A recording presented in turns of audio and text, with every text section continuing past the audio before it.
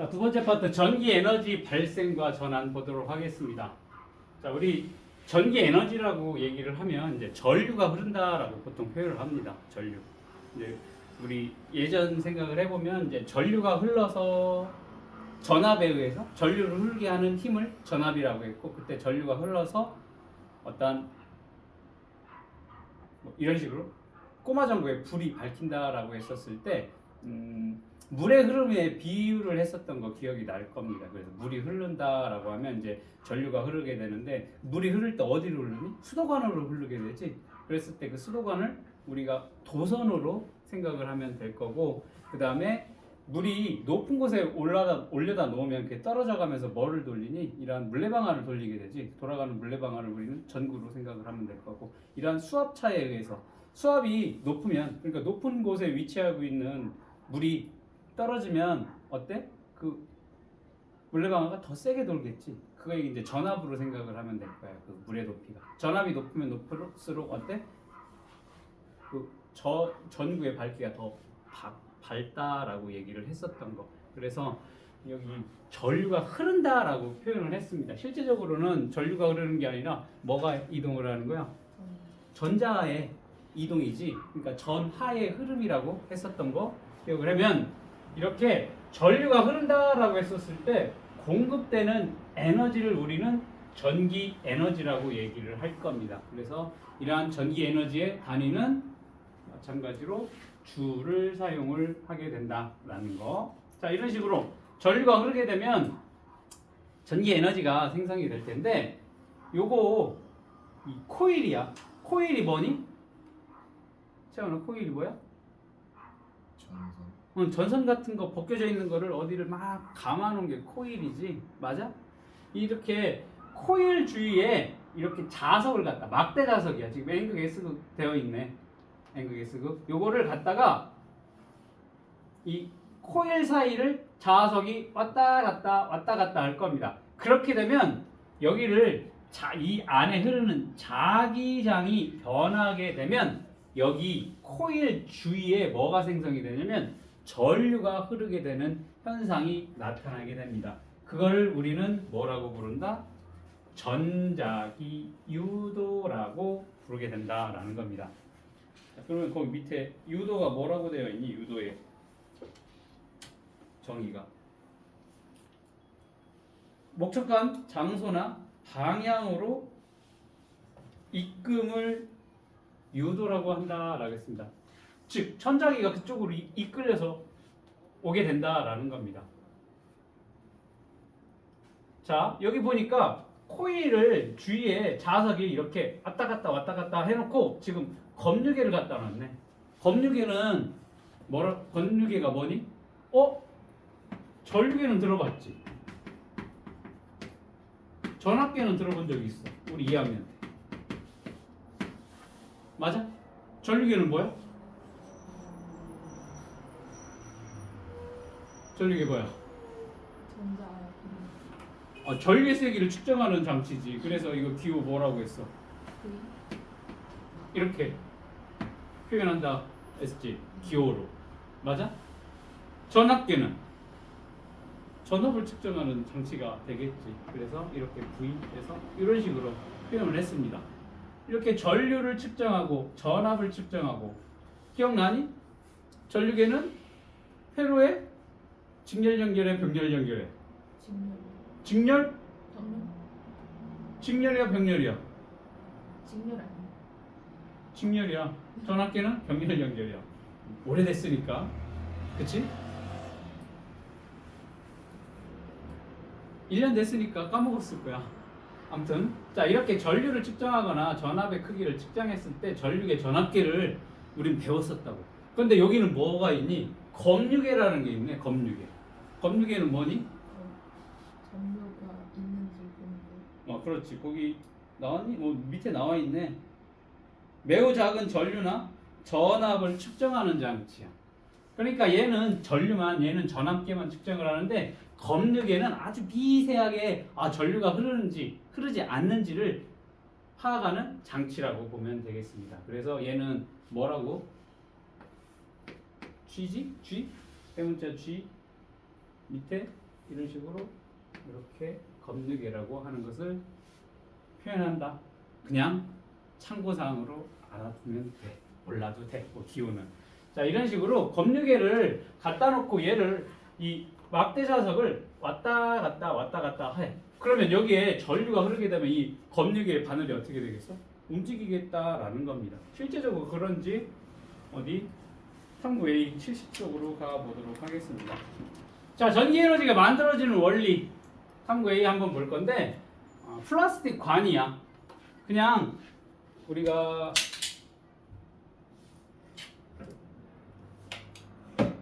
일반적으로 우리 쓰고 있는 볼펜들 있지? 비어있는 그 관이라고 보면 되겠습니다. 이 관에다가 에나멜선이지? 에나멜선. 그 구리 색깔을 띠고 있는 얇은 전선이지?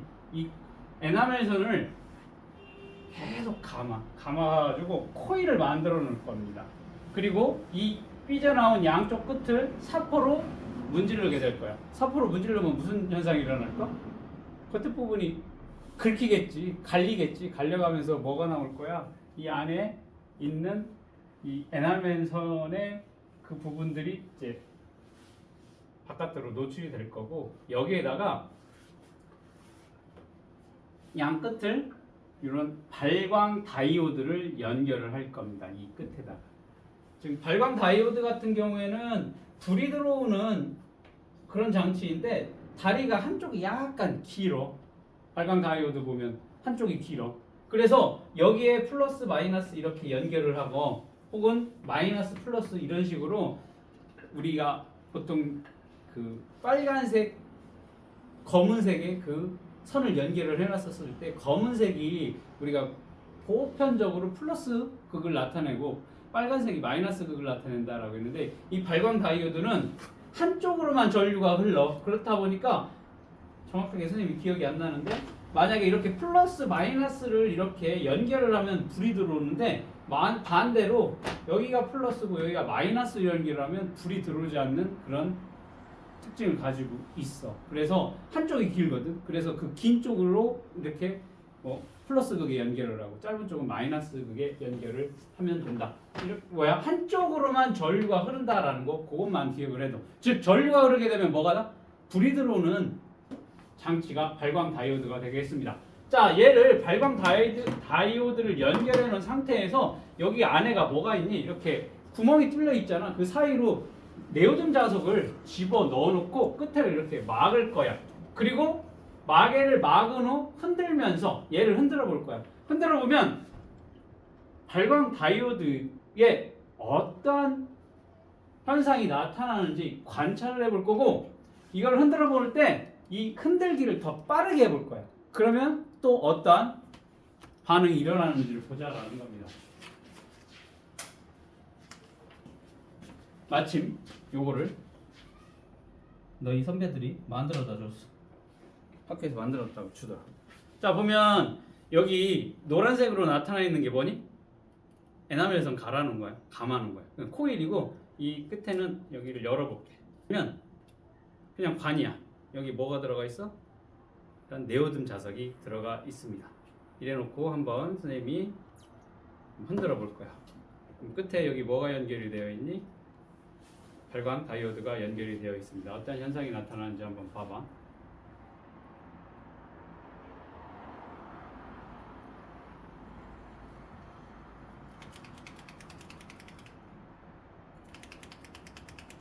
불 들어오니? 불 들어? 좀 이쪽에서 해봐. 불 들어? 자, 그러면 얘를 더 빠르게 한번 해볼게. 그냥 했었을 땐 불이 들어오는데 얘를 더 빠르게 하면 어때? 불이 더 밝게 빛나는 걸 볼 수가 있습니다. 이런 식으로 그냥 이렇게 흔들면 불이 들어와. 그런데 더 빨리 왔다 갔다 더 세게 흔들어 주니까 이 발광 다이오드의 불빛이 더 밝다라는 걸 볼 수가 있습니다. 자, 결과 한번 봅시다. 흔들었다는 얘기는 이 코일 주위를 뭐가 자석이 왔다 갔다 했다라는 겁니다.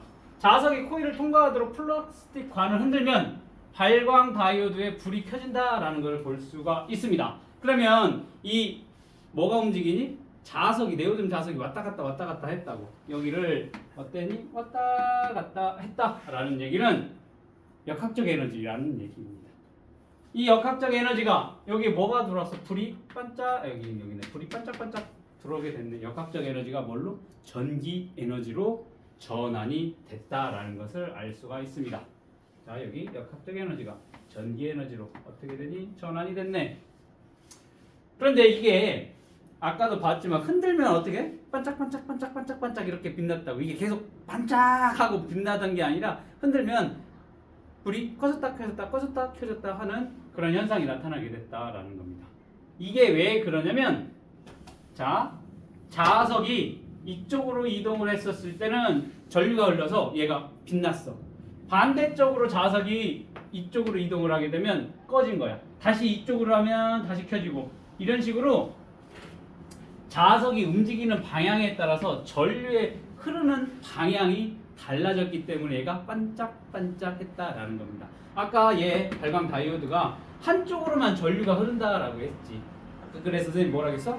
반대쪽으로 플러스 마이너스 연결하려면 불이 안 들어온다라고 했습니다. 그러니까 얘가 이쪽으로 움직일 때는 전류가 흐르니까 반짝 빛났다가 반대쪽으로 흐를 때는 꺼졌다가 이게 계속 반복이 됐다라는 것을 알 수 있었습니다. 자, 그리고 플라스틱관을 아주 빠르게 흔들렸더니 어떻게 됐어? 발광 다이오드의 불이 더 밝게 빛난다라는 것이 관찰이 됐습니다. 됐니? 자, 이게 결과니까 그렇게 해석을 했고, 그 다음 정리를 한번 해보도록 하겠습니다. 자, 거기 나와 있는 것처럼 거기 자석이 코일 사이를 움직이고 있어. 그러면 코일을 통과하는 자기장의 변화 때문에 뭐가 일어나면 전자기 유도가 일어나게 된다라는 겁니다. 자, 자석이 코일 사이를 이동을 하면서 전자기 유도가 일어나게 됩니다. 그래서 코일에 뭐가 흐르게 된다? 전류가 흐르게 된다라는 겁니다. 전류야. 조금 더 자세하게. 무슨 전류? 전자기 유도에 의해서 무슨 전류? 유도 전류가 흐르게 된다라는 겁니다. 자, 자석이 움직이는 방향. 자, 아까 보니까 어땠니? 반짝반짝했다고. 그러니까 자석이 움직이는 방향에 따라 뭐의 방향이 달라진다? 전류의 방향이 달라지게 된다라는 거. 더 세게 빠르게 흔들었더니 불빛이 더 밝아졌어. 자석이 코일 사이를 빠르게 움직일수록 더 센 전류가 흐르게 된다. 자, 이런 식으로 정리를 하면 되겠습니다. 자, 이런 식으로 자석이 코일 사이를 움직이게 되면 이 코일을 통과하는 자기장의 변화 때문에 전자기 유도가 일어날 거고, 그로 인해서 코일에 유도 전류가 흐르게 됩니다. 그리고 자석이 움직이는 방향에 따라 전류의 방향이 바뀌게 되고, 빠르게 움직이게 되면 더 센 전류가 흐르게 된다라는 거, 이렇게 정리를 하고 다시 앞에 가서 이 내용 또 얘기를 할 겁니다. 이거를 이런 식으로 실험을 하는 경우도 있어. 이런 식으로 실험을 하는 경우도 있고, 또 다른 교과서에서는 이렇게도 실험을 한대. 자, 코일하고 검유계를 서로 이렇게 연결을 해놓게 될 겁니다. 그리고 얘를 자석을 이렇게 가까이 댈 거야. 그럴 때 가까이 갈 때 검유계가 움직이는지를 보고 들어가서 넣어놓고 움직이지 않아. 그리고 검유계가 어떻게 되는지 보고 얘를 또 멀어지게 할 거야. 이런 식으로 가까이 갈 때 멈췄을 때 다시 또 멀리 갔었을 때 얘 검유계가 어떻게 움직이는지 한번 보자라는 겁니다. 자, 이번에 첫 번째로 검유계 이쪽으로 가까이 갔어. 자석을 코일 주위로. 아까는 이 코일은 가만히 있고 자석이 왔다 갔다 했다고. 맞아? 그런데 이번에는 코일은 가만히 있고 자석이 이렇게 움직인 거야. 그랬더니 얘가 이렇게 가까이 갔더니 검유계의 바늘이 오른쪽으로 움직이더래. 전류가 흐른다라는 거지. 검유계가 움직였다라는, 오른쪽으로 움직였다는. 자, 그리고 가서 이렇게 가만히 자석을 정지해 놨어. 그랬더니 검유계의 바늘이 움직이지 않아. 전류가 흐르지 않는다라는 얘기지. 이번에는 얘를 멀어지게, 여기 있던 걸 바깥쪽으로 이렇게 멀어지는 방향으로 자석을 움직였더니 검유계의 바늘이 뭐야? 왼쪽으로 움직이더라라는 겁니다.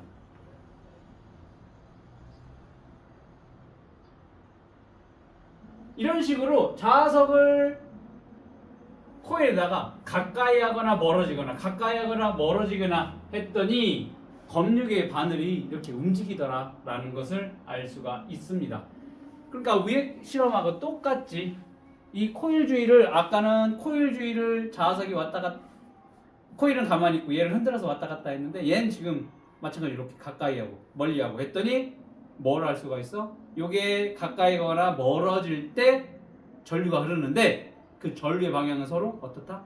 반대다라는 거. 그 다음에 뭐 하나, 얘가 움직이지 않고 가만히 서 있었을 때는 어떤다고 했어? 전류가 흐르지 않는다.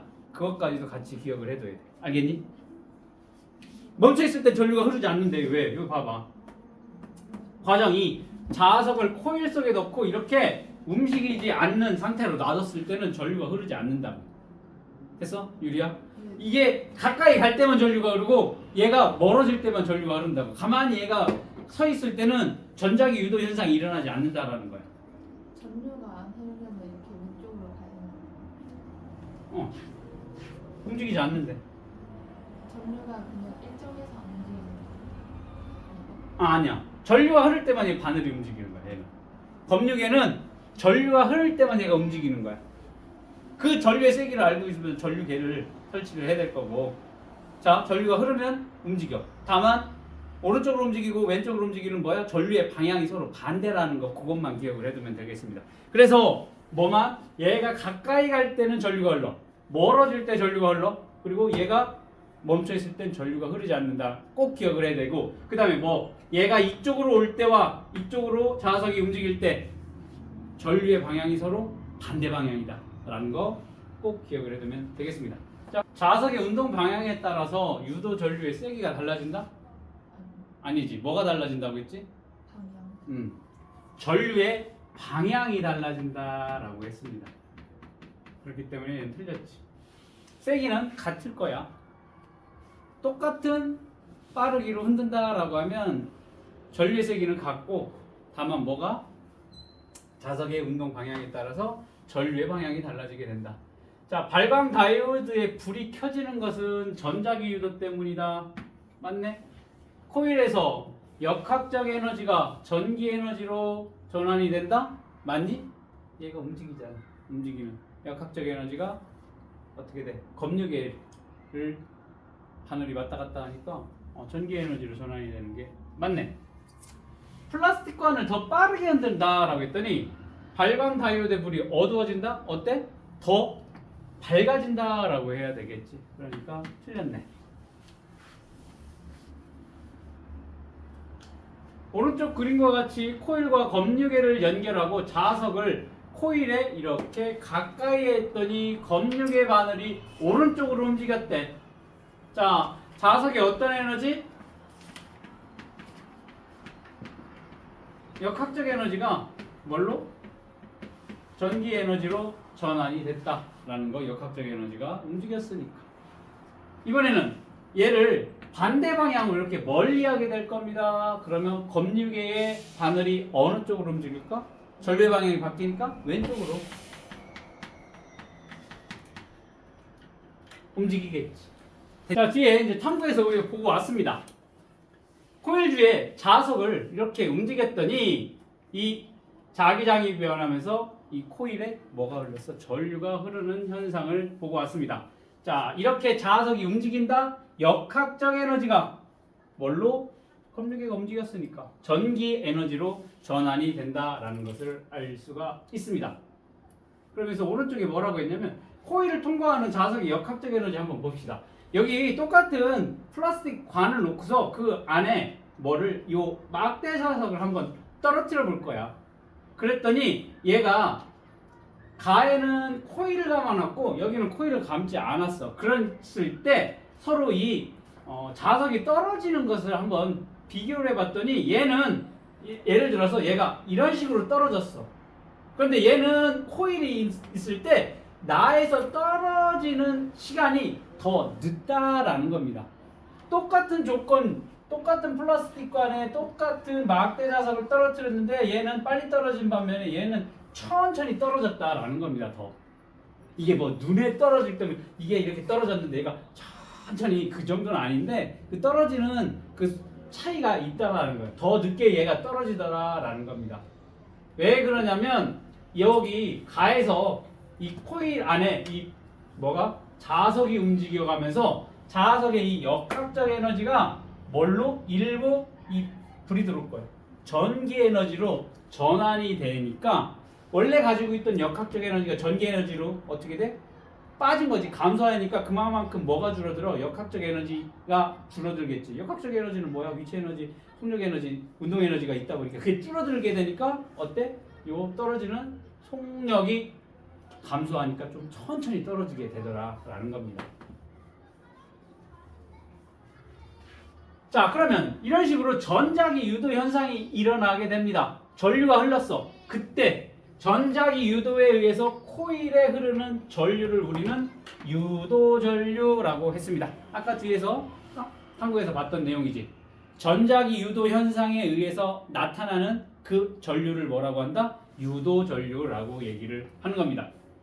이 유도 전류는 아까 선생님이 보여준 것처럼 그냥 흔들었을 때보다 더 빠르게 흔들었을 때 이 전류의 세기가 더 세다. 왜? 불이 밝아지는 걸 볼 수가 있었으니까 이런 식으로 빠르게 움직일 때 전류의 세기가 세질 거고 여기에 코일을 한 30번 정도 감아놓은 것 같아. 30번. 이거를 30번이 아니라 40번, 50번 이 코일에 감은 횟수를 더 증가를 시키면 여기 유도 전류가 더 세진다라는 거. 그 다음에 이 안에다가 뭐 집어넣었니? 네오듐 자석을 넣어놨어. 네오듐 자석 뭔지 알지? 일반적인 막대나 말굽 자석보다 조금 더 자기력이 더 센 자석이 네오듐 자석이지. 알고 있니? 네오듐 자석? 처음 봐? 막대 자석은 본 적이 있지. 네오듐 자석은 이렇게 생겼어. 이게 네오듐 자석. 그런데 얘를 보면 봐봐. 부러졌어. 이게 자석이 얼마나 강하면 자력이 얼마나 강하면 이거를 선생님 아들이 갖고 놀다가 이걸 궁금하니까 꺼내서 뭐 있나 보고 이걸 서로 붙이다 보니까 이런 식으로 깨진 거야. 이렇게 자석이 깨졌어. 자석이 너무 세니까 일반적인 막대 자석보다도 굉장히 자력이 센 자석이 네오듐 자석이거든. 그럴 때 이 자석도 크기에 따라서 조금 더 크기가 커지면 자력이 더 강한 것처럼 이 안에 집어넣는 자석의 세기를 더 센 강한 자석을 움직이게 되면 뭐가 불빛이 더 강하게 나타나겠지. 왜? 전류 값이 커지게 되니까. 자, 이렇게 유도 전류의 세기를 강하게 하기 위해서는 어떻게? 높이기 위해서는 더 강한 자석을 사용한다거나 아니면 더 빠르게 흔든다거나 아니면 감은 코일의 횟수를 증가를 시키면 되겠다라는 것까지도 기억을 해두면 되겠습니다. 자, 코일 주위에 자석을 움직여. 근데 자석은 가만히 있어. 그리고 자석은 가만히 있고 이 코일을 왔다 갔다 해도 똑같이 전자기 유도 현상이 일어나서 유도 전류가 나타나게 된다라는 거. 얘 가만히 있고 얘 움직여도 전류가 흐를 거고 얘는 가만히 있고 얘를 왔다 갔다 해도 뭐가? 유도 전류가 흐르게 된다라는 겁니다. 그러면서 아까 얘기한 것처럼 전류계가 가까이 갔을 때 오른쪽이었다고 하면 멀리 떨어질 때는 왼쪽으로 검유계가 바늘이 움직인다라고 한 거는 이렇게 자석을 코일에 가까이 할 때 그리고 멀리 할 때 전류의 방향이 서로 반대라는 거 꼭 기억을 해둬야 돼. 시험 문제 나올 거기 때문에 기억을 해둬야 돼. 가까이 할 때와 멀어질 때는 전류의 방향이 반대가 된다라는 겁니다. 자, 그러면서 이 안에 자석을 코일 안에다 가만히 있을 거야. 그럴 때는 검유계의 바늘이 움직이지 않는다. 이 자석이 움직이지 않을 때는 전류가 흐르지 않는다. 이것도 기억을 해둬야 될 거고 왜냐면 있는데 가만히 멈춰 있는데 검유계가 움직였다, 전류가 흐른다라고 얘기가 나오면 뭐야? 틀렸다라는 거야. 그거 꼭 기억을 해둘 거고, 얘가 가까이 했어. 바늘이 오른쪽으로 들어갔네? 전류가 흐르는 거야? 얘가 멀리 갔을 때 바늘이 왼쪽으로 돌아가. 이때도 전류가 흘러. 다만 이때와 가까이 할 때와 멀리 할 때는 전류가 반대 방향, 전류가 흐르는 방향이 반대가 된다라는 거 반드시 기억을 해둬야 되겠습니다. 자, 그러면 이러한 전자기 유도를 이용해서 우리가 사용하는 장치가 뭐가 있는지 한번 보자. 우리 2학년 때 무슨 내용을 배웠었냐면 2학년 때 전류와 자기 때 여기 보면 이 정류자라고 해서 이 브러쉬에 정류자가 연결이 되어 있고 여기에 코일이 이렇게 연결이 되어 있어. 그리고 여기 뭐가 있어? 자석, 연구 자석이 들어가서 이때 딱 요거구나. 미안해. 이런 식으로 전지를 연결해서 전류가 흐르게 될 거야. 그러면 전류가 예를 들면 이렇게 흐른다라고 했어.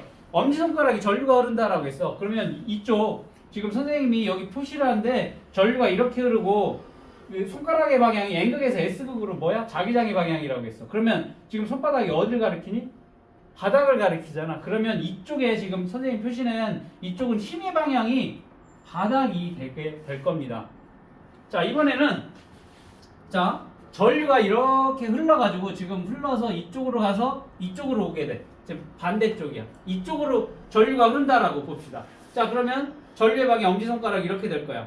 그런데 이 네 손가락이 N극에서 S극을 가리켜야 된다니까 이렇게 되겠지. 지금 엄지손가락의 방향은 이렇게 되고 이 N극과 S극의 방향이 이렇게 될 거야. 힘들어. 이렇게 하고 이렇게 될 거야. 그러면 지금 손바닥이 어디를 가리켜? 위를 가리키게 된다고. 그러면 이쪽에 있는 코일은 위로 갈 거야. 얘는 밑으로 가고 얘는 위로 가니까 이렇게 있던 코일이 어떻게 돼? 오른쪽으로 팽글하고 돌겠지. 그러면 요 팽글을 돌면서 그 원심력에 의해서 얘가 다시 오른쪽으로 돌아야 되는데 이 전류가 여기 정류자라고 해서 중간에 전류가 잠깐 끊겨. 그 끊기는 현상이 없으면 얘가 왔다 갔다 해야 되는데 요게 중간에 전류가 잠깐 끊기거든. 그럼 얘가 원심력에 의해서 그대로 넘어가서 또 마찬가지로 여기도 전류가 흐르면 이런 식으로 힘을 받게 되니까 한쪽 방향으로만 계속 돌게 되는 거야. 요게 뭐라고 했어? 우리가 전동기라고 하는 거지. 전동기. 전기 에너지를 역학적 에너지. 지금 여기에 뭐야? 전지가 연결이 돼서 얘가 팽글로 돌아가면 그 어디다 이용할 거야? 세탁기에도 이용을 할 거고, 맞아? 선풍기도 이용을 할 거고. 요걸 우리는 전동기라고 했었던 걸 2학년 때 배웠었지. 맞니? 자, 그런데 요거와 이 전동기와 이제 반대되는 개념이 오늘 배운 이 발전기가 된다라는 겁니다. 이렇게 전자기 유도 금방 배웠었던 위에서 이런 전자기 유도 현상, 유도 전류가 흐른다고 해서 전자기 유도에 의해서 전류가 흐르는 걸 유도 전류라고 했습니다. 이 유도 전류가 흐르는 현상을 가지고 이용을 한 게 발전기입니다. 그러면 이게 뭐가 돌아가고 있을 겁니다. 여기 안에 뭐가 코일이 계속 돌아가고 있을 거야. 이러한 운동 에너지 혹은 위치 에너지를 이용을 해서 뭘 만들 거야? 전기 에너지를 만드는 것을 우리는 발전기라고 할 겁니다. 원리는 간단해. 여기에 연구 자석이 들어가 있어. 그러면 여기에 N극, S극이면 이쪽으로 뭐가 자기장이 형성이 될 거야. 여기에서 이 코일 돌게 되면 여기 주위에 뭐가 생길 거야? 유도 전류가 생기게 된다. 그 유도 전류에 의해서 뭐야? 이렇게 뭐가 전구를 밝히게 되는, 즉 돌아가는 역학적 에너지에 의해서 뭐가 전기 에너지가 그렇게 전환이 되는 장치를 발전기라고 얘기를 하게 된다라는 겁니다. 맞니? 지금 선생님이 이 수업 전에 잠깐 여기 바깥에 나갔다 왔어. 그러니까 여기 광장에 보니까 뭐하지? 지금 사람들 잔뜩 모여있고서 축제한다고 뭐 장기자랑도 하고 뭐 마술 공연도 하고 태권도 쇼도 하고 그 다음에 노래자랑도 하고 한다고 하면서 그 주위에 푸드트럭을 이렇게 잔뜩 갖다 놨더라고. 푸드트럭이 보면 뭐 자동차에서 뭐 음식 해서 파는 건데 그 뒤쪽에 이만한 발전기 갖다 놓고서 돌려놨더라고. 그 발전기는 그 경유 집어넣어가지고 돌리게 되지. 그러면 뭐가 만들어져? 그게 전기 에너지로 바뀌어서 거기에 이제 불도 비치고 그다음에 요리하는데 뭐 각종 요리 도구를 돌리는데 사용을 하는 게 발전기를 이렇게 바깥에 빼놓고서 윙 하고 돌리고 있더라고 지금 지나 직전에 가보니까 그게 이제 요거야. 이렇게 뭔가 이 코일을 돌리게끔 그 화학적 에너지 그 경유를 사용을 해서 이걸 돌리면 뭐가 만들어서 전기 에너지를 만드는 게 발전기라고 보면 되겠습니다. 그러면 여기 봅시다. 여기 자석 안에 코일이 이렇게 돌아가게 될 겁니다. 이 코일이 돌아가게 되면 이 자석의 이 코일 주위에 뭐가? 전자기 유도 그리고 그로 인해서 유도 전류 그 유도 전류에 의해서 뭐야? 전기 에너지가 생성이 된다라는 겁니다. 역학적 에너지를 전기 에너지로 전환하는 건 발전기. 그 다음 전기 에너지를 역학적 에너지로 전환하는 건 전동기. 자, 이런 식으로 발전기와 전동기는 에너지 전환이 서로 어때? 반대라는 거 기억을 해두면 될 거야. 자, 그러면 우리가 잘 알고 있는 이 발전소도 있을 겁니다. 발전소들 가봤는지 모르겠는데 저기 바닷가 같은데 바람이 굉장히 많이 부는 바닷가 언덕 부분에 뭐 만들어놨어? 이런 풍력 발전소 만들어놨어. 날개가 어마어마해. 수십 미터야. 굉장히 길어. 그거를 이렇게 설치를 해놓으면 바람이 가서 얘를 돌돌돌돌 돌릴 거라고. 바람개비를. 그렇게 되면 바람의 힘으로 발전기를 돌려. 즉 바람의 운동 에너지가 발전기 이게 돌아가는 역학적 에너지로 바뀌게 되고 그게 다시 뭘로 바뀌어? 전기 에너지로 바뀌게 된다라는 겁니다. 맞아? 바람의 운동에는 바람이 움직여 고기압에서 저기압 쪽으로 공기덩어리가 이동하는 게 바람이라고 했으니까 바람의 운동 에너지가 이 프로펠러를 돌리는 역학적 에너지로 그 돌아간 프로펠러가 뭘로 바뀌어? 전기 에너지로 전환이 되게 된다. 이게 풍력 발전소가 될 거고 자 수력 발전소 자 여기에 어떻게 댐 만들어서 물을 이렇게 고여 저장을 해놨다가 어느 정도 찼다 싶으면 얘를 물을 흘려보내게 될 겁니다. 그렇게 되면 이 높은 위치에서 낮은 위치로 물이 어떻게 이동을 하겠지? 그러면 물에 뭐가 돼? 위치 에너지가 움직이니까 운동 에너지로 바뀌겠지. 그러면 이 밑에 터빈이 있을 거라고. 밑에 터빈 설치해 놓으면 그 터빈을 때리면 이 터빈이 돌아가겠지. 터빈의 뭐 역학적 에너지 그리고 그 터빈의 역학적 에너지가 뭘로? 전기 에너지로 이렇게 전환이 된다. 이게 수력 발전소가 될 거고. 자, 화력 발전소. 화력 발전소 보면 연기가 계속 나오고 있다. 연기가 왜 나와? 우리가 알고 있는 그 화석 에너지 있지? 그 연료를 태우고 있다라고. 태우고. 자, 그러면 연료를 화학적 에너지 우리 그 고대에 다양한 대부분은 식물이겠지만 식물들이 파묻히고 그게 고열과 고압에 의해서 이제 변성이 일어나서 우리가 사용하고 있는 석유, 휘발유, 뭐 가스, 뭐 경유, 뭐 그런 것들이 이제 우리가 화학 에너지라고 하지. 걔네들을 어떻게 돼? 연소를 시키는 요 연료의 화학적 에너지가 물을 끓여. 물을 끓이면 거기 수증기가 생성이 될 겁니다. 그러면 이런 수증기를 이렇게 모아서 한쪽으로 쏘게 될 거야. 그러면 그 외에 뭐를 돌릴 거야? 발전기를 이렇게 돌리게 될 겁니다. 이런 식으로 발전기의 역학적 에너지가 결국에는 전기 에너지로 전환이 되게 된다라는 겁니다. 이게 화력 발전소가 되겠습니다. 원자력 발전소는 원자력 에너지는 고등 과정에서 배우게 될 거야. 자, 이런 식으로 다양한 에너지, 여기 물의 위치 에너지, 연료의 화학 에너지, 바람의 운동 에너지가 어떻게 돼? 발전기를 돌려서 전기 에너지로 전환이 되게 된다. 이게 이제 발전소가 될 거고. 전자기 유도에 대한 설명. 코일을 통과하는 자기장이 변할 때 전자기 요도 현상이 나타난다. 맞겠고. 유도 전류는 자석을 코일에 가까이 할 때 흐르고 코일을 자석에서 가까이 할 때는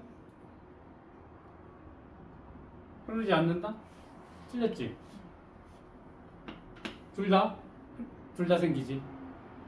유도 전류, 자석을 코일에 가까이 할 때나 아니면 코일을 자석에 가까이 할 때 둘 다 유도 전류는 형성이 된다. 자석을 코일 속에 넣고 가만히 있다. 유도 전류가 흐르지 않는다. 자석을 코일에서 가까이 할 때와 멀리 할 때 코일에 흐르는 유도 전류의 방향이 같다. 서로 반대 방향이다 라고 얘기를 해야 되기 때문에 틀렸습니다. 전자기 유도에 의해 유도 전류가 흐르는 경우를 보기 위해서 모두 고르시오. 자, 코일 속에 있는 자석을 빼낼 때, 자, 코일에서 자석이 멀어지네. 이때 유도 전류가 흐르게 될 거고, 자석의 N극을 코일에 가까이 가져갈 때, 가까이 갈 때도 유도 전류 형성된다고 했습니다. S극이 됐든 N극이 됐든 가까이 갈 때 혹은 멀어질 때는 유도 전류가 흐르게 된다. 자석을 코일 속에 넣었다 뺐다를 반복할 때, 넣었다 뺐다 반복할 때도 코일 속에 매우 강한 자석을 넣고 가만히 두었다 이때는 유도 전류가 흐르지 않는다라는 겁니다. 그래서 기억, 니은, 디귿만 해당이 되겠고 3번 다음은 발전기에서 전기가 생산하는 원리. 자, 여기 발전기가 되겠습니다. 자석 사이에 회전할 수 있는 코일을 넣네. 그리고 코일이 회전하여 코일을 통과하는 자기장, 이때 자기장이 변하면 코일에 전류가 흐른다. 이러한 현상을 뭐라고 한다? 전자기 유도라고 한다. 요거 시험에 많이 나오는데 정전기 유도, 전자기 유도 뭐가 하나 틀리니? 거의 비슷하지. 전, 요거 잘 기억을 해둬야 돼. 정전기 유도 현상이 아니지. 정전기 유도 현상은 뭐니? 어떠한 물체에 이렇게 뭐라고 해? 전류가 대전. 대전체를 가까이 하면 이쪽에 한쪽으로 이 대전체에 의해서 한쪽으로는 플러스, 한쪽으로는 마이너스, 그래서 이제 달라붙거나 서로 멀어지거나 이런 것들을 이제 정전기 유도 현상이라고 하지. 그거랑은 좀 다르지. 완전히 다른 내용인데 말이 비슷하다 보니까 이렇게 이러한 현상을 정전기 유도 현상이라고 한다라고 이렇게 고르는 거 말고 정전기 유도 현상을 집어넣는다고. 전자기 유도 단어에다가. 그렇게 되면 그냥 많이 들어본 거네 하고서 그냥 동그라미 치고 넘어가는 경우가 많거든. 잘 기억을 해둬야 돼. 발전기는 이러한 현상을 이용해 돌아가는 역학적 에너지를 불 붙이는 빛에너지 뭐야? 전기 에너지로 전환하게 된다. 다음 발전소에 일어나는 에너지 전환 과정을 나타낸 것이다.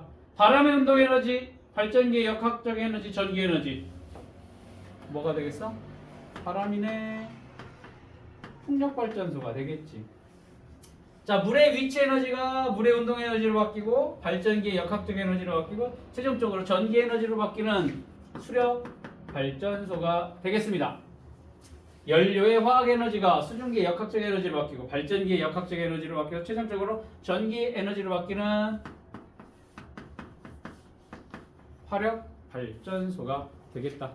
자, 두 번째 전기 에너지의 발생과 전환. 그 중에 이제 B, 전기 에너지 전환과 보존 파트가 될 건데 우리 일상생활에서 사용하는 뭐 세탁기나 텔레비전 아니면 우리 맨날 쓰고 있는 휴대폰 생각을 해보면 될 거야. 이런 가전제품에서 전기 에너지가 어떻게 전환이 되는지를 한번 볼 건데 이러한 전기 에너지라고 하는 것들은 다른 형태의 에너지로 쉽게 전환이 된다라는 그러한 특징이 있기 때문에 그래서 우리 일상적인 생활을 하는 데서 굉장히 많이 이용을 하고 있다라고 보면 되겠습니다. 전기 다림질 해봤니? 안 해봤지.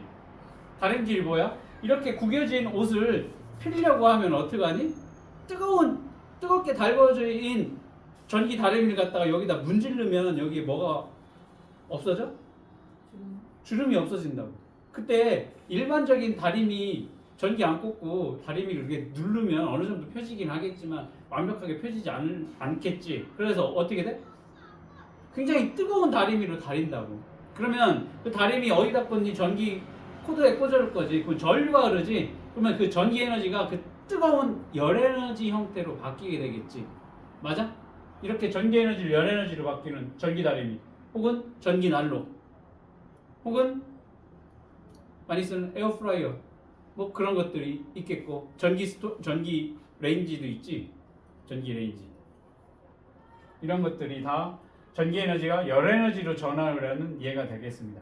그다음, 자 지금 여기 선생님 비치고 있네. 눈이 왜 부시니까 이렇게 쳐다보는 저런 불빛, 전등 불빛이 될 수도 있고, 저렇게 프로젝터에서 나오는 빛도, 텔레비전도 그렇고, 너희 사용하는 휴대폰, 여기 선생님이 쓰고 있는 노트북 화면도 빛에너지, 전기 에너지가 뭘로? 빛에너지로 전환을 해서 우리가 일상적인 생활에 사용을 하고 있습니다. 그 다음, 텔레비전 보고 오디오 듣고 라디오 듣고 했었을 때 소리로도 이렇게 전기 에너지가 전환이 될 수도 있겠다라는 거. 그 다음, 세탁기 뭐 계속 통이 돌아가고 있지, 맞니? 선풍기도 돌아가고 있지. 그 다음에 에어프라이어 잘 보면 뒤쪽에 바람 빠지는 곳에서도 이제 바람이 나오게 돼. 거기도 뭐가 있어? 팬이 들어가 있지. 그 다음에 우리 집에서 사용하는 레인지 위에 보면 냄새 빠져나가는 돌아가는 팬도 있을 거고, 화장실에도 팬이 있고, 이런 식으로 전기 에너지가 뭘로? 역학적 에너지, 그 운동 에너지로 전환이 되는 얘도 있을 겁니다. 화학 에너지로 전환이 되는 것도 있네. 배터리 충전하고 있는, 지금 이런 식으로 충전을 하고 있는 거, 전기 에너지가 뭘로 바뀌니? 화학적 에너지로, 화학 에너지로 전환을 하게 된다라는 겁니다. 자, 이런 식으로 전기 에너지는 쉽게 다른 형태의 에너지로 뭐가 돼? 전환이 된다라는 겁니다. 자, 휴대전화 한번 봅시다. 휴대전화 지금 뭐 전기 에너지 지금 충전하고 있어. 이 전기 에너지가 뭘로 바뀌니? 화면에 빛 에너지로 바뀔 수도 있고, 이게 울려. 하고 이거 사용을 할 때 뭐야? 뭐 유튜브 보고 뭐 할 때 뭐야? 소리 에너지로도 바뀌고, 그다음에 진동도 생기지. 윙 하고 하는 이런 진동, 운동 에너지로. 그다음 오래 사용하면 어떠니? 뜨겁지. 야, 유리 자라고 했어, 유리. 그래서 엄마가 1시나 2시쯤 돼가지고 얘 자나 안 자나 이렇게 가서 열어봤어. 자는 것 같아. 전화기를 만져봤어. 전화기가 뜨끈뜨끈해. 그럼 뭐야? 얘 안 자고 뭐 하고 있어? 휴대폰 하고 있구나. 맞아? 맞잖아. 예를 들면 이게 전화기가 뭘로도 빛에너지, 뭐 소리 에너지, 운동 에너지뿐만 아니라 열 에너지로도 전환이 되기 때문에 얘가 뜨끈뜨끈하고, 얘 안 자고 있네? 너 안 자고 있었지? 알 수 있다라는 겁니다. 이런 식으로 이렇게 여러 형태의 에너지로 전환이 된다.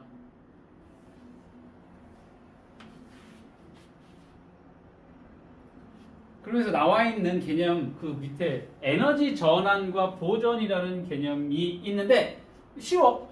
에너지는 전환이 돼.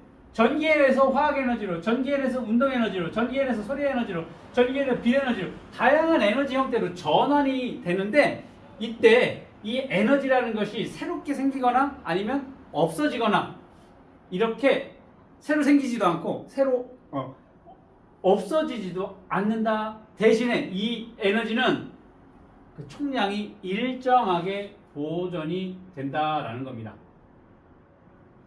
생기거나 새로 생기거나 없어지지 않고 에너지의 총량이 일정하게 보존이 된다? 자, 71쪽 가서 보고 오도록 하겠습니다. 자, 여기 그림 뭐냐면 공을 하나 이렇게 던졌는데, 공을 하나 던졌을 때 공기의 저항이 있고 마찰이 있을 때 살짝 던진 후 공의 위치를 일정한 시간 간격으로 나타내는 거예요. 그랬더니 자, 뭐냐? 공기 저항이 있대. 그리고 마찰도 있다라고 해요. 그랬더니 여기서 떨어뜨린 게 이쪽으로 이렇게 떨어졌다가 다시 튕겨 올라올 거야. 원래 위치까지 안 뛰어오르겠지. 왜? 공기 저항도 있고 마찰이 있다 보니까. 그러니까 떨어졌을 때 처음에 위치까지 올라오지 못해. 그랬다가 다시 이쪽으로, 그리고 조금 더 이렇게 점점 줄어들다가 바닥에 어떻게 떨어지겠지. 더 이상 바닥에 멈춰 있겠지. 왜 그래? 여기 위에서 떨어뜨렸는데도 공기저항 때문에, 마찰 때문에 그렇다라는 겁니다. 자, 이런 식으로 공이 바닥에서 튀어서 다시 올라갈 때 최고의 높이가 점점 낮아지다가 마지막에 정지한다. 왜? 공의 역학 마찰 때문에 그렇다. 공기 저항 때문에 그렇다라는 겁니다. 이런 식으로 공의 역학적 에너지가 점점 감소하다가 역학적 에너지가 뭐야? 그냥 멈출 거. 위치 에너지도 없고 운동 에너지도 없고 멈춰서 뭐가 되니? 0이 된다라는 겁니다. 언제? 공기에 저항이 있을 때, 마찰이 있을 때는 이런 식으로 역학적 에너지가 감소하다가 0이 된다라는 겁니다. 공의 역학적 에너지가 점점 감소를 한다라고 했어. 그러면 역학적 에너지가 보존되지 않는다라는 겁니다.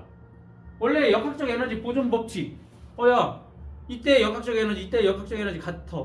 그래서 이게 떨어뜨리면 이 위치 에너지는 줄어들지만 그 위치 에너지가 뭘로? 운동 에너지로 바뀐다고 했는데 이런 식으로 에너지가 감소하다 0이 된다? 역학적 에너지는 보존되지 않는다? 왜 그러냐면 이 역학적 에너지가 일부가 어떻게 돼? 공기저항이나 바닥에 충돌하는 의해서 충돌할 때 여기 열도 생길 거야. 그리고 소리도 바뀌겠지. 이런 식으로 어떻게 돼? 전환이 된다라는 겁니다. 그런데 그러면 보존되지 않는 대신에 역학적 에너지가 보존되지 않는 대신에 뭐야? 처음에 갖고 있던 이때의 역학적 에너지는 이쪽에 부딪히면서 열로 그 다음에 소리로 다른 에너지로 바뀌어가면서 어떻게 에너지가 전환이 되면서 그때 만들어진 이때 에너지나 처음에 갖고 있던 전체적인 역학적 에너지는 서로 에너지의 총량은 같다라는 겁니다. 즉 보존은 되지 않아. 왜?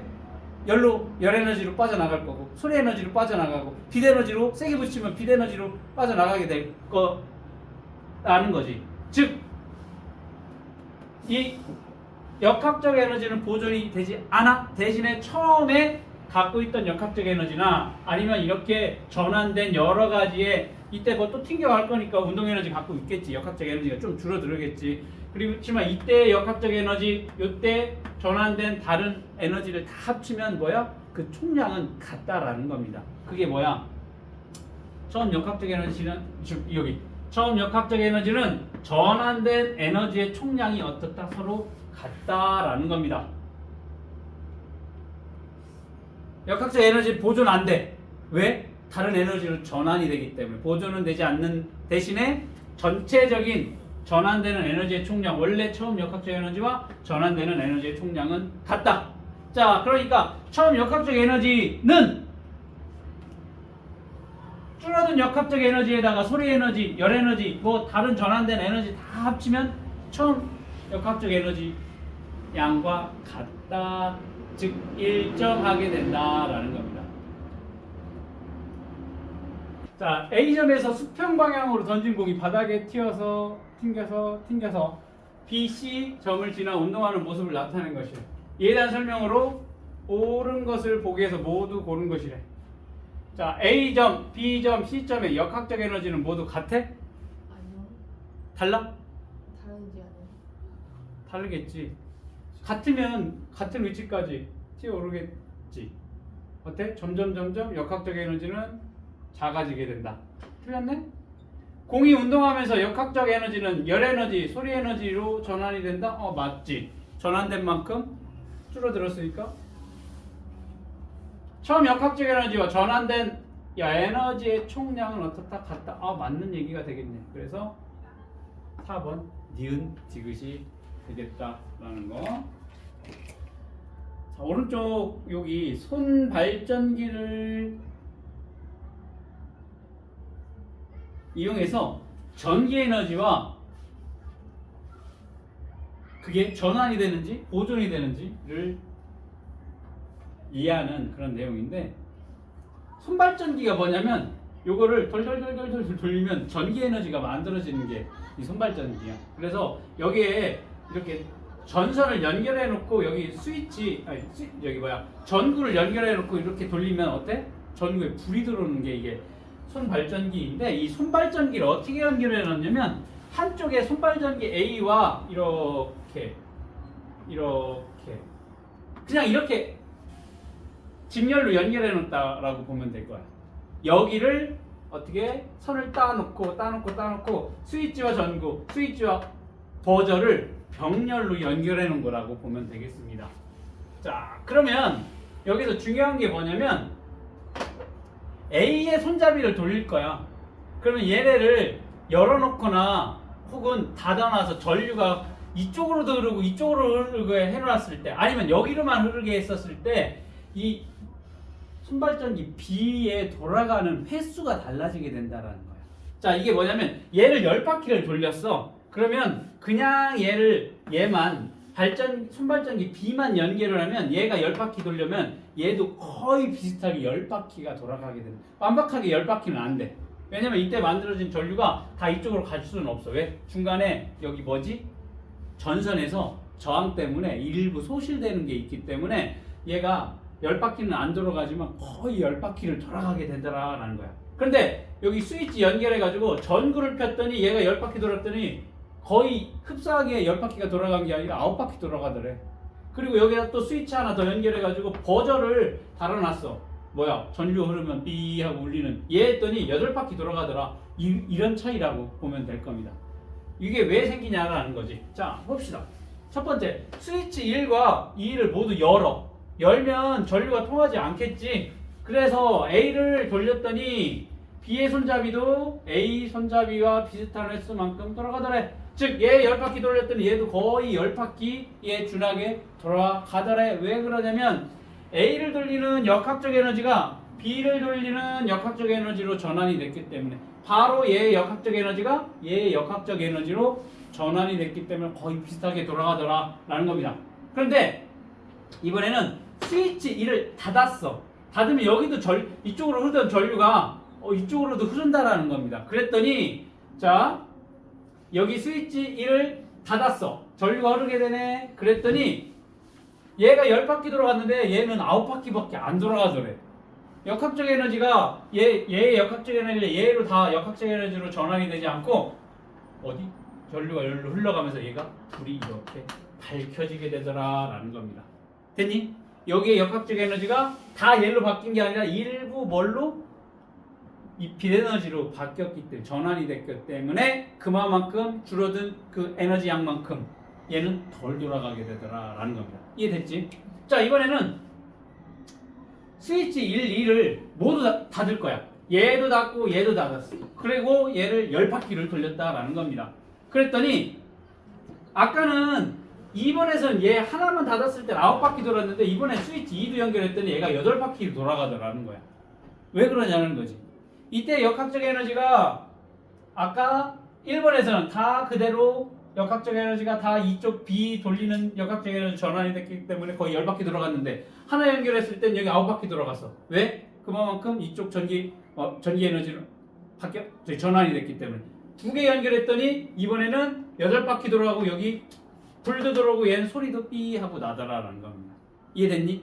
이런 식으로 이쪽에 역학적 에너지가 소리 에너지로도 전환이 되고 빛 에너지로 전환이 되니까 여기에 역학적 에너지가 그만큼 줄어들게 됐다라는 겁니다. 자, 그림과 같이 실험 장치라고 자, 스위치 첫 번째 것도 닫았어. 두 번째 것도 닫았어. 그래서 A의 손발전기를 일정한 속력으로 10회 돌렸대. 그랬더니 손발전기 B의 손잡이가 돌아갔다라는 겁니다. 그러면 얘도 10바퀴 돌아갈까? 아니지. 왜? 얘의 역학적 에너지가 모두 다 얘로 전환이 되지 않지. 어디로? 이쪽 전구에 불을 밝히고 버저에 소리가 나지. 그러면 이때 역학적 에너지가 가다가 뭐야? 빛 에너지로 소리 에너지로 일부 전환이 되니까 얘는 예를 들면 8바퀴 정도 돌아가게 된다라는 겁니다. 됐지? 자, 옳지 않은 거 고르라고 했네. A에서 역학적 에너지는 이렇게 전기 에너지로 전환이 돼서 불도 나오고 소리도 나는 거 맞지? B의 손잡이는 10회 돌아간다? 아니지. 10회보다 적게 돌아가야 되겠지. 그래서 옳지 않은 거 2번이 될 겁니다.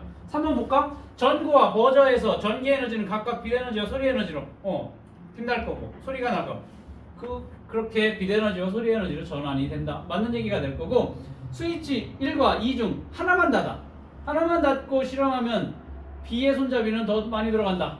자, 그러면 얘는 연결해놓고 얘는 연결해놓지 않 이렇게 열어놨어. 그러면 몇 바퀴 돌아가? 9바퀴 돌아간다. 그 얘기지. 맞네? 전기 에너지의 총량은 전환된 에너지의 총량. 자, 이때 만들어진 전기 에너지의 총량은 이때 에너지 양과 얘 이렇게 전환된 얘에게 이렇게 더한 값과 서로 같다라는 거지. 맞네. 그래서 답이 2번이 되겠고, 자 이런 식으로 에너지는 전환되는 과정에서 새로 생기거나 없어지진 않아. 에너지의 총량이 일정하게 보존이 된다. 자 여기 전기차 한번 봅시다.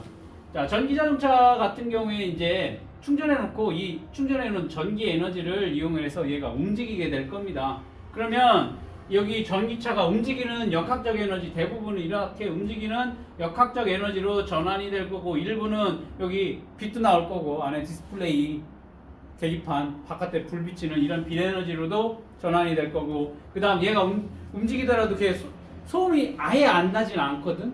맞아? 그래서 소리 에너지로 전환이 될 거고, 얘도 만져보면 뜨겁다고 열 에너지로 전환이 되겠다. 이런 식으로 전기 에너지가 다양한 다른 에너지로 전환이 된다. 자 그러면 여기 봐봐. 이 전기차에 공급된 이 전기 에너지 값이랑 열 에너지, 빛 에너지, 역학적 에너지, 소리 에너지 요거 다 더한 값하고 어떻다? 서로 같다. 즉 이때 전기 에너지의 총량 그리고 여기 전환된 각각의 에너지 총량 다 더한 거랑 서로 같다. 에너지 총량은 같다라는 겁니다. 에너지가 전환이 된다. 에너지 총량은 변하지 않고 일정하게 보존이 된다. 선풍기 봅시다. 선풍기가 돌아가면 선풍기를 돌게 하는 이 전기 에너지는 이 선풍기가 돌아가는 운동 에너지로, 그 다음에 돌아갈 때 그 소리 나잖아. 돌아가는 소리 에너지, 그리고 뒤에 모터 있지. 그 부분 만져보면 따뜻하지. 열 에너지 등으로 전환이 될 겁니다. 이런 식으로 선풍기의 전기 에너지가 전환되기 전과 전환된 후에 에너지 총량은 어떻게 돼? 보존이 된다. 보존이 돼. 보존이 되는데 대부분 뭐야? 다 소실될 거야. 왜? 다시 사용할 수 없는 열 에너지, 소리 에너지 형태로 전환이 된다라는 거야. 그다음에 오늘 수업에서 중요한 내용이 소비 전력. 이 부분 볼 거야. 이 부분은 계산 문제가 나오게 되는데 어렵지 않아. 공식 2개만 기억을 해두면 되겠습니다. 공식 2개만. 자, 잠깐 3분만 쉬었다가 소비 전력. 소비 전력이라는 것은 여기 잘 봐야 돼. 1초 동안 시간이 굉장히 중요합니다. 밑에 전력량 배우게 될 건데 이 전력량의 단위는 시간이야. 1시간 동안. 그래서 요거 초냐 시간이냐 요거 잘 머릿속에 기억을 해둬야 된다라는 겁니다. 자, 소비 전력이라고 얘기를 하면 1초 동안 어떠한 전기 기구가 사용하는 전기 에너지의 양이야. 자, 그러면 헤어드라이기를 내가 사용을 한다라고 했었을 때 그때의 소비 전력을 얘기를 한다라고 하면 1초 동안 이 헤어드라이어가 사용하는 전기 에너지의 양을 우리는 소비 전력이라고 얘기를 할 겁니다. 단위는 와트를 쓸 겁니다. 와트. W 대문자로 와트 표시를 할 거고, 다른 단위들과 같아. 1000와트는 1kW가 될 겁니다. 맞아? 1kW는 1000W가 될 겁니다. 그래서 이 소비 전력이라고 하는 것은 이 전기 에너지 뭐니? 줄이지, 줄. 얘를 시간 초로 나눠 주게 된다라는 겁니다. 이 전기 에너지 값은 전류 곱하기 전압 곱하기 뭐가 되겠어? 전류가 흐른 시간을 우리는 전기 에너지라고 할 겁니다. 그거를 시간으로 나눈 게 소비 전력이 될 거고, 자, 1와트라고 얘기를 하면, 1초 동안 1줄의 전기 에너지를 사용했을 때의 전력을 우리는 1와트라고 얘기를 할 겁니다. 자, 전기기구 한번 봅시다. 이러한 전기기구의 소비 전력을 본다라고 하면 정격 전압을 연결했을 때, 자, 정격 전압을 연결했을 때 정격 전압의 뜻이 뭐라고 나와 있니? 밑에? 정상적으로 작동할 수 있는. 자, 우리가 지금은 대부분의 집에서 사용하는 전기기구들은 다 몇 볼트니? 220. 220볼트야. 과거에는 이제 220볼트 말고 110볼트도 같이 혼용을 해서 사용을 아직도 그런 기기가 일부 있어. 그러면 그걸 전환해주는 장치를 사용을 할 거고, 요즘엔 대부분 거의 220볼트야. 즉 어떠한 기계가 작동을 하게끔 그 전력량이 얼마라고? 220볼트라는 겁니다. 전기기구가 정상적으로 작동할 수 있는 전압량. 이거를 전격 전압이라고 얘기를 하는 겁니다. 이렇게 전격 전압을 연결했을 때 이 단위 시간 동안 전기기구가 사용하는 전기 에너지를 전기기구의 소비 전력이라고 얘기를 할 겁니다.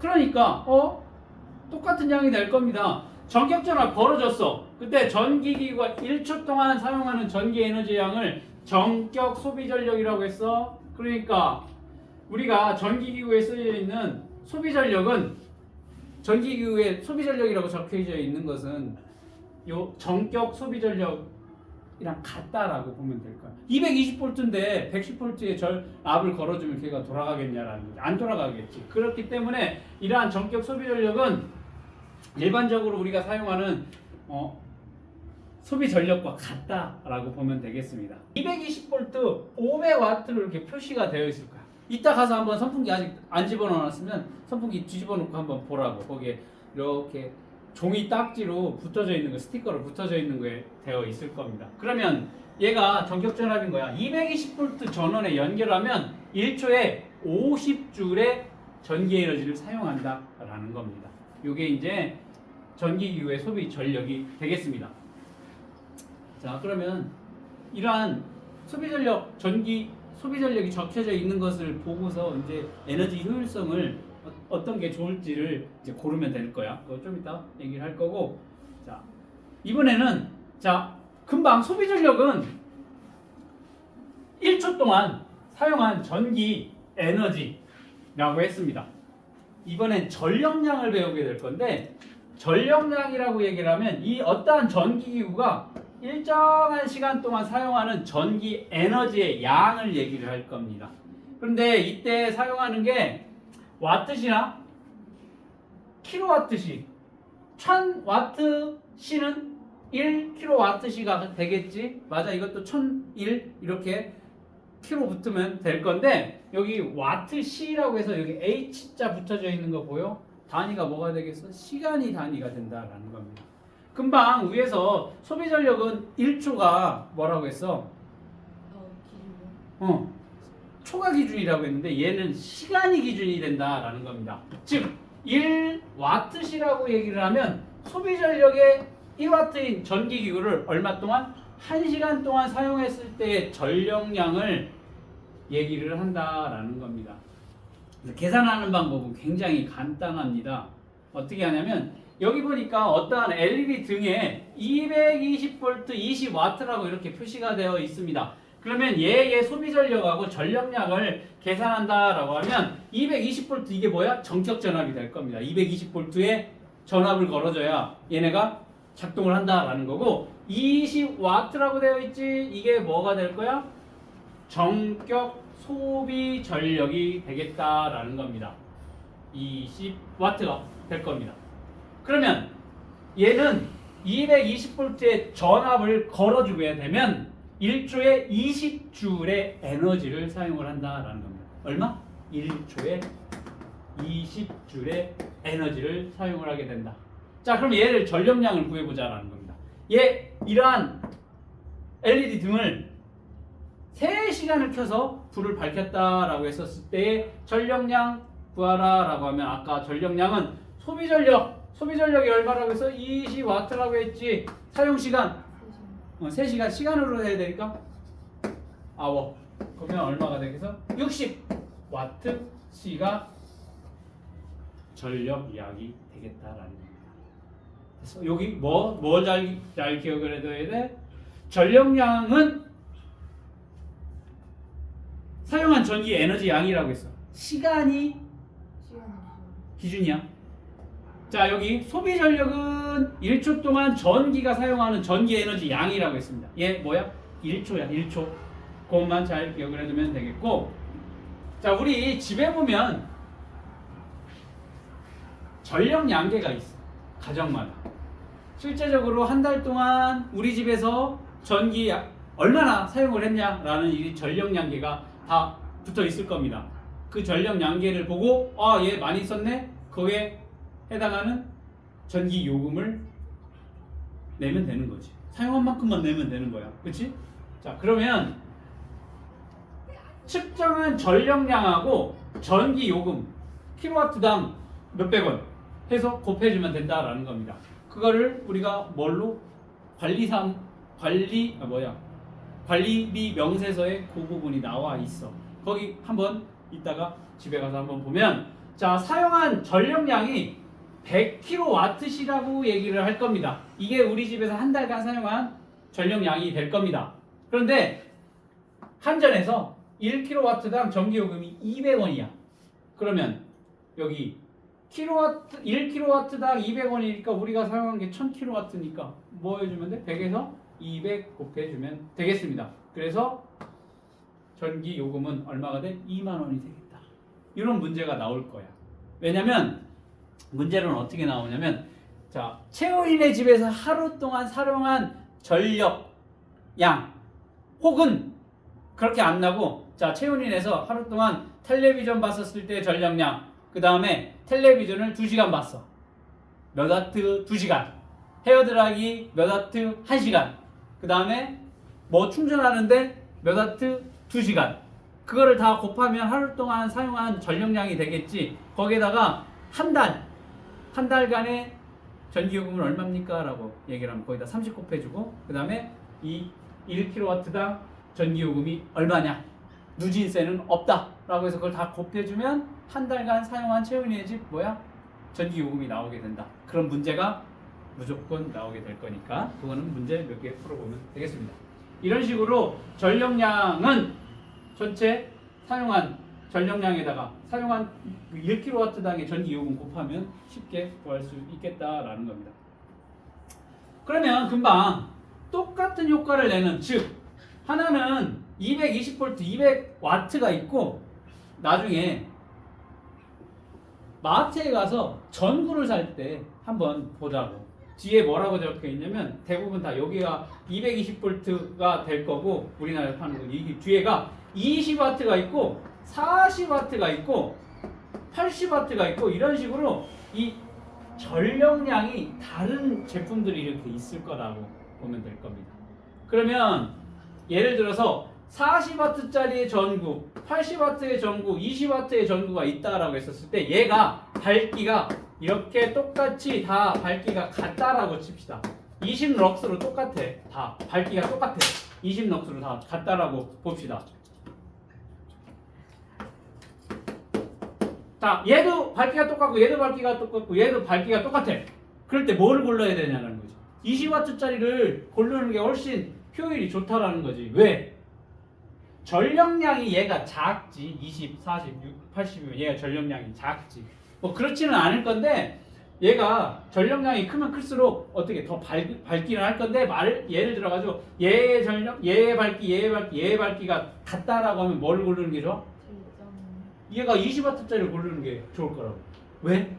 전기요금이 그래야 덜 들어갈 거니까. 맞아? 이런 식으로 두 전구의 밝기가 같다면 전력량이 작은 전구의 효율이 더 좋다라는 겁니다. 이런 식으로 효율이 좋은 전기기구를 고르라고 하는 문제가 나올 수도 있어. 밝기가 같다라고 가정하에. 그러면 전력량이 작은 걸 고르는 게 효율적이다. 왜? 전기요금이 적게 나가기 때문에 그렇다라는 겁니다. 가전제품에서 전기에너지가 주로 어떤 에너지로 전환되는지를 나타낸 것이다 라고 했습니다. 자, 전기 다리미 봅시다. 전기 다리미. 전기에너지가 무슨 에너지로 바뀌지? 열에너지로 바뀌는 거고. 자, 선풍기는 전기에너지가 돌아가지? 뭐니? 운동에너지가 되겠고. 형광등 불빛이네. 전기에너지가 빛에너지. 배터리 충전기 전기에너지가 뭘로 바뀌는 거니? 화학 에너지로 바뀌게 된다라는 겁니다. 자, 6번 전기자동차에서 에너지가 전환되는 과정이네. 전기 자동차에 공급된 전기 에너지는 다양한 한 가지 종류의 에너지로 전환이 돼? 아니 아니지. 빛 에너지, 소리 에너지, 운동 에너지, 열에너지 열 에너지 등등 다양한 종류의 에너지로 전환이 된다. 이때 전기 자동차에 공급된 전기 에너지의 총량은 전기 자동차에 전환된 에너지의 총량과 어떠? 같다. 총량은 같다. 전자레인지를 사용한 뒤에 전자레인지가 소비한 전기 에너지 얼마니? 12만 줄이네? 사용한 시간 2분이 되네. 2분. 이때 소비 전력을 구하라고 했어. 소비 전력. 소비 전력은 단위가 어떻게 된다고 했지? 초에 기준이 초라고 했지. 그러니까 얘 뭘로 바꿔야 돼? 초로 바꿔야 돼. 뭘? 120초가 되겠습니다. 그러면 소비 전력 어떻게 구하지? 에너지를 초에 나눠 그렇지. 이렇게 해주면 돼. 이렇게. 전기 에너지를 사용 시간 120초로 나눠주면 되겠습니다. 그러니까 얼마가 되겠어? 120 약분하니까 1000줄이 되겠다. 와트 아니야 아 참 미안해. 몇 와트냐고 했지. 몇 와트? 1000와트. 이런 식으로 뭐만 잘 보면 돼? 시간. 시간이 뭐가 단위다? 초가 단위다라는 거. 이거 막 헷갈리니까 뭐랑 헷갈리니? 시간 전력량이랑 헷갈리게 되지. 전력량이니까 막 생각한다. 2분이네? 이거 시간으로 바꿔야지 하면서 시간으로 바꿔서 계산하고 그런 경우 절대 헷갈리면 안 된다라는 겁니다.